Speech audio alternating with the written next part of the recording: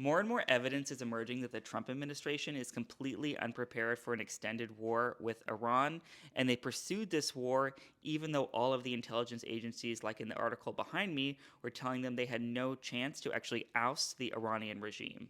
First, the US had no plan or capability to keep the Straits of Hormuz open, and this is where a quarter of the world's oil supply passes through every single day. And with gas prices now skyrocketing, it's been reported that Trump advisor Susie Wiles has been desperately calling oil executives to see what, if anything, they can do to try to keep these prices contained. And to add even more layers of incompetence, we now know they launched this war without even refilling the US's strategic oil reserves. In addition, as generals warned us in previous congressional hearings, we launched this war with inadequate stockpiles of anti missile and drone weaponry. And you can see here that even though we have been laser focused at destroying Iran's missile launchers, they continue to launch drones at the UAE and other countries in the Middle East at a steady clip. The list of spiraling unintended consequences continues to increase, with now pro Iranian militia groups apparently taking up arms in Iraq,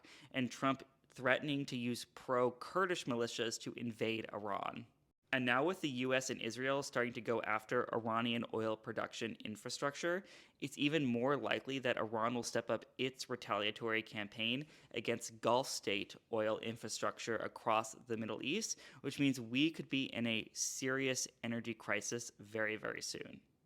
And with Russia and potentially even China intervening on behalf of Iran to help them outlast the United States in this conflict, it's not hard to see why the United States would back down first because of the damage inflicted to the global economy and the fact that Iranian drones could easily outlast our ability to shoot them down. And we should remember that one event can trigger a series of unintended consequences that could lead to a world war. It took just the assassination of Archduke Franz Ferdinand of the Austro-Hungarian Empire to lead to a series of events that brought on World War I and the deaths of over 30 million combatants and 8 million civilians. When you take an action like the Trump administration did in Iran, it's not just about the proximate goals or removing the Ayatollah or trying to do regime change. You need to understand how you could set off a series of different fires around the world through interconnected alliances that could bring on something much, much more catastrophic that you could never imagine.